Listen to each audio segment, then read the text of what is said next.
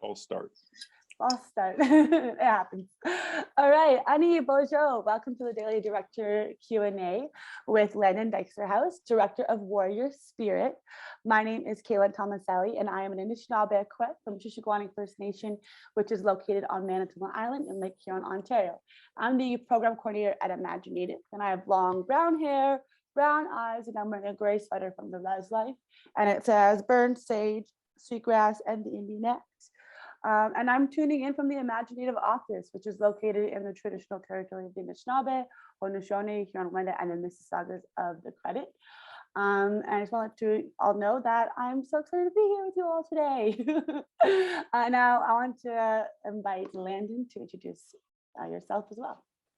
Hi there, imagineNATIVE fans and friends. My name is Landon Dijksterhuis. I'm the director of the Warrior Spirit documentary, which is presented by Warrior CBD, and our executive producers, Jason Bowles, Nancy Bowles, my wife, Ashley Dijksterhuis, which in Warrior Spirit is, I'm wearing a black Nevada Film Office shirt, a tan hat, Basquiat. If you're into art, you might catch that reference. And I am in my office surrounded by a few of our posters and awards and things, and ready to talk about Warrior Spirit, about Nico Montano, who is Navajo from the Lukachukai Reservation in Arizona. So glad to be here. Wonderful. Well, I'm glad you're here with us, Landon. So I wonder for like the first question, I was just really wanting to understand and hear your start with this film and how you got to hear Nico's story and what got you together. Sure. Nico Montano's story popped up on our radar. She won the Ultimate Fighter reality show, which is the UFC's reality show for fighters, mixed martial arts. They're the biggest promotion in the world. And she went on the show in 2017 and she won the show. She was the first Native American to ever win the UFC title, which is a very big deal, very big deal. And what tied the whole project together is that myself and our executive producers, we are all from Albuquerque, New Mexico. And that is the gym where Nico was doing all of her training was set in Albuquerque, Fit NHB, which you'll see in the film. So there was a lot of ties and we knew a lot of the same people. And actually our first documentary was set in Albuquerque, New Mexico as well. This is our fourth project. So all those things, the synergy came together when we had reached out to Nico and proposed this project to her. She was excited to get on board and document her experience and share her story. And of course, the film took some crazy turns as well. So that was exciting and interesting. And, you know, like all great documentaries, you follow all the leads, the roads that could present themselves, and then you're off. It takes a life of its own once you start filming. Yeah. Well, it sounds like it was a really, I feel like homecoming experience, to be honest. Yeah, it was, because we hadn't been back in Albuquerque filming since, I think the first project was about a different mixed martial arts gym there. That film was called The Proving Grounds. That was shot in 2010 or 11. So to come back there and shoot all the stuff we shot in 2018, in Albuquerque, it was a homecoming. And in fact, Nico's coach, Tom Vaughn, was a descendant of that first gym that we shot the movie on. So it's very closely tied together. Yeah. What is it? 8 degrees of separation or 6 degrees of separation? Yeah, literally. So. Wow. And what was it like for Nico? What was the process like with having Nico involved in the creation of the film? Sure.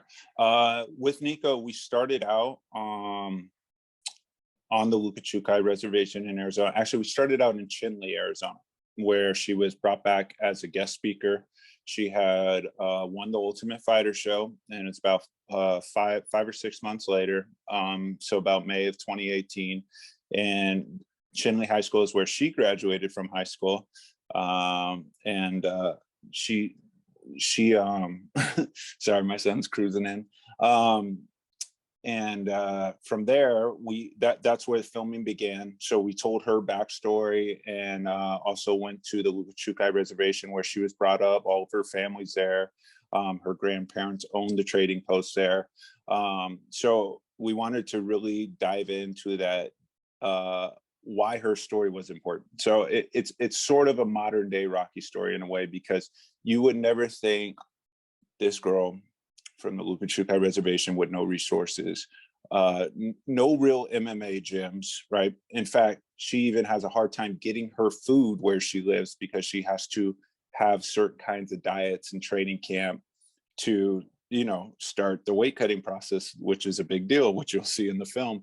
And so we followed her from there to Albuquerque, where she did her primary training camp.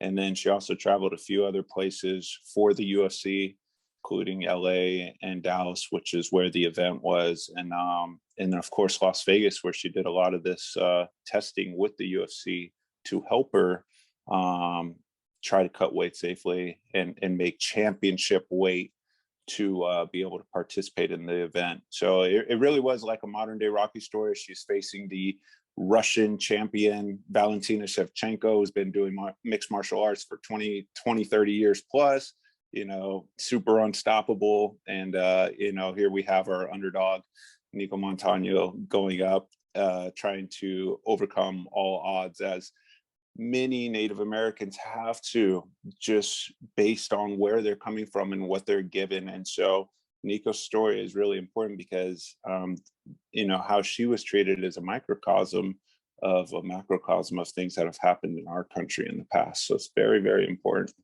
Yeah, and that's like a really good point to make too. It's like these stories happen in an exploitive way that are so familiar across the board in other communities as well, like the fighting community. But that's relatable even to like Australia, like the Aboriginals over there. So I'm wondering too, like, do you think that like, because you've worked on another fighting film as well before, you were saying, like what is the cross connection between those two films that you worked on? Like, well, the connection, there's an Albuquerque connection for sure with both gyms being based in Albuquerque. Albuquerque, for most people who don't know, is essentially the fight capital of the world. And it is known for mixed martial arts, but okay, you got to give me a break here. Okay. And excuse me. So a lot of the greatest mixed martial arts athletes go there to train. It really is what they do there. And for Nico's story herself, the reason she got into fighting is talked about in the story is that her father was a boxer and a trainer as well. And he used to try to get her in the gym, and as most little kids, they want to go and play and have fun, but that rubbed off on her in a way. And there was a tragedy with her father, which is explained in the film, and Nico's way of connecting with her father was through that mixed martial arts. So to have that connection for her is very important. So it's also an interesting piece of the story. We all have motivating factors and things that spark us to be great. And for her, that was her spark. She didn't know it at the time, but of course that carried her to where she was, becoming the UFC champion. So it's interesting in that way as well. So there's a few ties there with the mixed martial arts and gyms. And then of course, all of us being from Albuquerque too, Nico Montano was the only champion in Albuquerque during that time, but Albuquerque is also famous for other big name fighters like Holly Holm, John Jones, Greg Jackson's gym, Mike Winkeljohn, all these guys. So it's well known. And it's funny because you mentioned generational. I feel like we've been getting an influx this year the past few years of like UFC, MMA kind of fighting films, and there's a lot of generational aspect to that. So Curtis Taylor, the director of Jadai The Broome, which is a short film that plays before Warrior Spirit, even like that's a story about Curtis's grandfather, and it's a beautiful pairing to this. I feel like it's a natural trajectory. So Did you notice that? Like, what was that like with Nico and Nico's family? Like, what was that experience for Sure. that story? Yeah. You know, Nico really did what no one has done from her reservation, or probably any other, to be honest with you. I can't even think of another Native American fighter in the UFC. I can't name one. So she's a real trailblazer in that sense. And like you said, there is a huge tie-in with mixed martial arts or boxing, with people that come from places like Albuquerque, or even lower income or socioeconomic places, because there's not a lot of options to turn to use your time positively. But if like we all try to do, which is to take our kids to activities and sports and keep them active and out of trouble, boxing and training at her dad's gym was a quote, a sanctuary place for her to kind of be positive and also have that connection there. So with that, it was only natural for her to come out and make this great story happen. But with all great things, there's other things that have to be dealt with. And with her and her situation is very interesting, because when she's dealing with the UFC, they know she's coming off their reality show where she fought several times within the span of a few months. And anybody who's understands fighting, when you have to cut weight that many times in a row, it does damage to your body and your metabolic system. Just like your muscles need time to recover after a workout, your metabolic system needs time to recover after making those steep weight cuts as she was doing. So the UFC knew about this, and also she had tonsillitis surgery, which they did for her. She's coming off a foot injury from that show, and they still wanted to push her into this fight with the Russian fighter Valentina. And it's questionable what the idea and the narrative push was for the UFC forcing Nico into that fight ahead of time. There's many champions who took much more time off to recover. In fact, it's well known it takes 12 to 18 months to recover your metabolic system. So, there's some questions that arise in the film. Why was she forced into a fight before she was ready? And she clearly expresses that. And so does the dietitian from the UFC that helps her, Clint Wantenberg, suggesting maybe we should take the later date for this fight so we can have you ready to go in fight camp shape, to be able to cut weight, to make it to the scale, to be able to defend your belt. So there's really some red flags there if you dig in.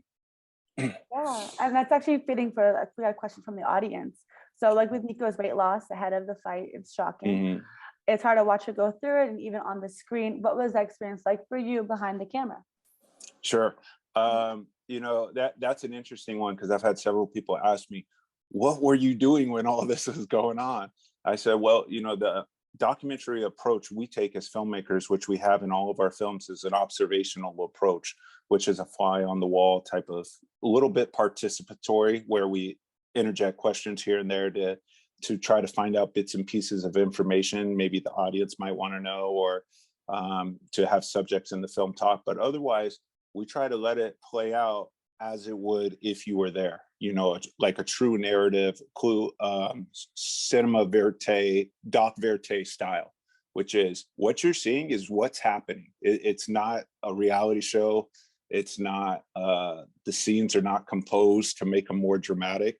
It is what it is. So what you see unfolding in front of the camera is what I saw and what other people saw. And in fact, there's a couple scenes in the film where, the drastic weight cutting is really getting to Nico, and she's on the ground, and she has her boyfriend at the time who's bald and tattooed, the dietitian who's bald, big white guy, and then myself who is bald, white, it has tattoo.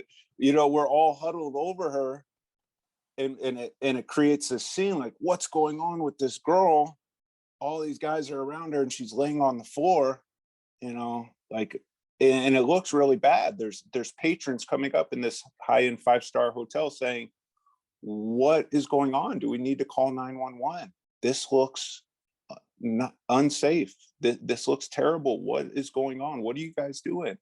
And so in that regard, as a filmmaker, it is difficult to swallow, but these guys are the professionals. They do this for a living. Clint, the dietitian, has a Cornell University education, and this is his field. So they know where to push and when not to push. And so for us as filmmakers, it's our job just to stand back and capture the story as it unfolds, and hopefully use the story to help enlighten people and make things better and more safe for fighters and regulations around the sport, because it's, as you can see, it's pretty dangerous, pretty archaic practice. Yeah, that's very serious. There's a lot going on there, and that's like not right in a sense, but it's like the Yes. job of the field. How long did this film take for you? Like, what was that? The film was shot starting the middle of May at the graduation in Chinle, all the way through the end of September, October of 2018, which was leading up to the event. She was going to defend her title at UFC 228. And then, of course, we spent about 1.5 years, 2 years editing. Obviously, with COVID, everything slowed down for the finishing the production, like most people. And, the film was pretty much ready, towards the end of last year, but we started rolling it out this year as things picked back up again. Many film festivals were down. And so the timing was right to bring it out this year. And so, yeah, it took, from start to finish, took a good 2.5 years. Wow, must have been a journey. And yes, definitely a journey. Yeah. So there's another question from the audience, and it's talking about the production. And after the production ends, do you keep in touch with the subjects, with the community, basically? What is your concept of community in your practice? Yeah, the idea after production, it's such a long process. It's an ongoing relationship, just like anybody has with friends, family. There's ups, there's downs, it's good times, bad times. There's news, and then there's periods where there's no news. What's going on?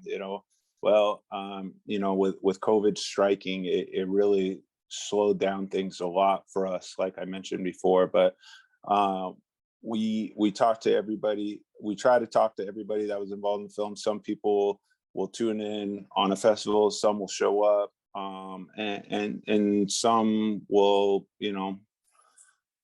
advocate for the causes that are in the film, which is really the whole idea of the film, which is to start a conversation, and bring about change. Like, good documentaries help bring about positive change. So that's always the idea. And that's what we try to do. So yeah, our journey's still going, though, with the film festivals here at imagineNATIVE and all that stuff. So there's still much being talked about, and weight cutting is still an issue literally every week in the UFC. So it's an ongoing issue, and everybody's still working to try to help magnify it and bring this film to light and have people talk about it. And within your own practice, do you plan on continuing this genre of like fighting for your upcoming projects, and where do you see that living in your trajectory? Sure. Mixed martial arts and fighters in general, we've done 3 films with mixed martial arts and 1 with electronic music. And I think mixed martial arts and athletes and fighters represent kind of a theme that hit close to all of us, which is that we're all fighting for something. And that, even in Warrior Spirit, many of the issues that were unjust for Nico are issues that are unjust for everybody. Examples are, what kind of health insurance people get, fair pay, issues are surrounding safety and regulation in all the jobs we do, stuff like that. Why was Nico stripped of the belt for missing weight and other fighters got to keep the belt? So things that aren't fair in life, and we all experience those in one way or another. So fighters are great people because they overcome the odds a lot of the time, and they become our superheroes in a way. They give us a chance to be inspired and to want to push through the hard times and get through things like that. And I think we will continue to use that as a metaphor and as a reference, because it is a great reference for bigger causes. And then, you know, with Nico, her platform also helps talk about the other issues. You know, it's not just about fighting and weight cutting, you know what I mean? So there's more to it than that. And if you watch the film, you'll see that. But yeah, it's great subject matter, because there's always something crazy going on, and it's in our DNA. Who doesn't love a good fight? So we all seem to tune in and want to see what's going on. They all have interesting stories that we've come across so far. And, you know, most people do, to be honest with you, if you really look at it. So. And like, how did you get involved in the genre? And how would you, or do you have any words also for upcoming filmmakers who might want to get into documentary making? Give me 5 minutes. Go for your shoes. No, I'll take you. We got into it because where I was from, coming out of college in Albuquerque, that's what was going on. You know, there's a few things Albuquerque is known for: is green chili, the balloon fiesta, Breaking Bad, and UFC fighters, mixed martial arts. Literally, that's what Albuquerque is known for. And so we got, you know, I was doing lots of random videos at that time through college and out of college, covering different stuff. And, you know, had an opportunity to work with the greatest mixed martial arts gym in the world, which was Jackson's MMA at the time, you know, home with some of the best fighters in the world. And that's how we got involved with them. You know, our first feature-length documentary was called The Proving Grounds, which is about Greg Jackson's gym. You know, John Jones, Holly Holmes, George St. Pierre, Carlos Condit, Diego Sanchez, Julie Kedzie, you know, Cowboy Cerrone. All of these, if you watch MMA, these are flagship names in the sport. We're all at that gym in that time. And so that's how we got involved with that, just by proximity, basically.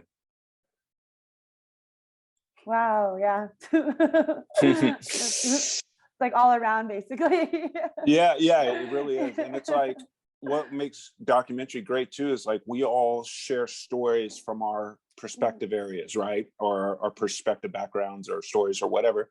That's what makes it interesting. And even if they are niche, they seem like we see it all around us, maybe where we live, but the rest of the world has no idea what might be going on in this corner of the country or in that corner or wherever. And that's why it becomes interesting, because it is unique to the demographic of where we are. And then, you know, with fighting and UFC becoming more and more mainstream, you know, it's broadcast on ESPN, these guys are everywhere, you know, it becomes even more interesting. But we never would have known it was going to get that popular when we started doing this. But, you know, like all things, you get on to start the journey, and the journey itself is what's rewarding. You don't know where it will take you, but you just go and ride the wave, you know. Yeah. And through that process, like what stereotypes would you like to dispel about fighters? Like, is there any stereotypes that you would like to break and like be able to share? Oh, sure. Yeah. I mean, many people think, oh, it's a fighter, let's go up and pick a fighter. Fighters are some of the most intellectual, cerebral people we've come across, because, you know, in all reality, it's just a means to an end.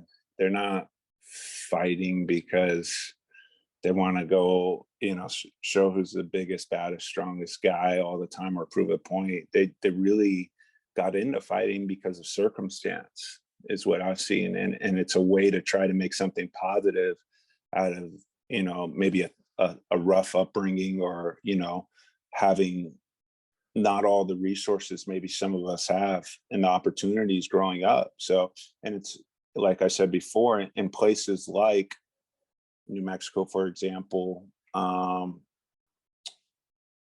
there aren't pro sports really. So boxing, MMA, wrestling is the pro sport. These guys are the pro athletes of the area. So, and that's why Nico ended up down there training, was because it was so well known for that. And same for her, you know, coming from where she came from, there, you know, options are limited, you know, so you do what's best and what's part of your environment, and hopefully it's a positive thing, and you can make something out of it. So Well, that's beautiful. Yeah. I don't want to keep you too long because I know your little one's waiting for you. But I was wondering, what's next? No worries. Where do we expect to see you the next few years? And... You know, the weight cutting issue it hasn't gone away yet. It's still an issue in the UFC. So you know, that issue is interesting, and there's also bigger issues with that came with that in our story as far as fighter regulation, pay, health insurance, and benefits. So we like to keep building on those topics and talk about how things can become safer and better for everybody, and even address, you know, some of the deeper, darker things that come with the film, like why was Nico pushed into that circumstance where other people didn't get treated like she treated, having their belt stripped, not getting paid, even though she nearly killed herself to make weight. And it was governed by the UFC Performance Institute, which is there saying, we're here to make it safe for you. But they knew all of Nico's issues.